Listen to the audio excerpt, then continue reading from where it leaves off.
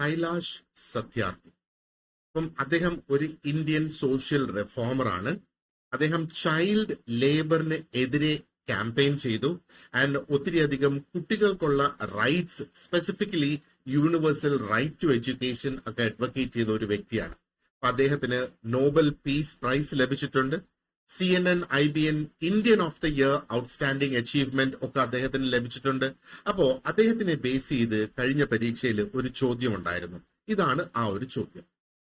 India-based children's rights movement started in 1980 by Nobel laureate Mr. Kailash Satyarthi is ഏതാണ്?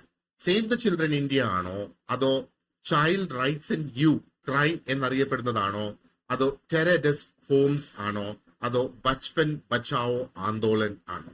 Correct answer option D ആണ്, ബച്പൻ ബച്ചാവോ ആന്തോളൻ. അപ്പം ഇത് ഈ founded this in 1980. അതിന് save childhood movement എന്നും അതിനെ അറിയപ്പെടുന്നു എന്നുള്ളത്. അപ്പൊ ഇത് 1980 അദ്ദേഹം തുടങ്ങി. പ്രധാനമായിട്ട് child labour, child trafficking and exploitation in India. അപ്പൊ അതിന് എതിരെയുള്ള ഒരു ക്യാമ്പയിനാണ് അദ്ദേഹം ഈ ഒരു സ്റ്റാർട്ട് ചെയ്തത്. ആൻഡ് അദ്ദേഹത്തിന്റെ ആ ഒരു ശ്രമങ്ങൾ കൊണ്ട് എന്താ പറയേണ്ടത്, ആയിരക്കണക്കിന് കുട്ടികളെ റെസ്ക്യൂ ചെയ്യപ്പെട്ടു from bonded labour and slavery. അങ്ങനെയാണ് അദ്ദേഹത്തിന് ആ ഒരു നോബൽ പീസ് പ്രൈസ് 2014 അദ്ദേഹത്തിന്റെ ഈ ഒരു വർക്കിന് വേണ്ടിയിട്ട് അവാർഡ് ചെയ്തത്.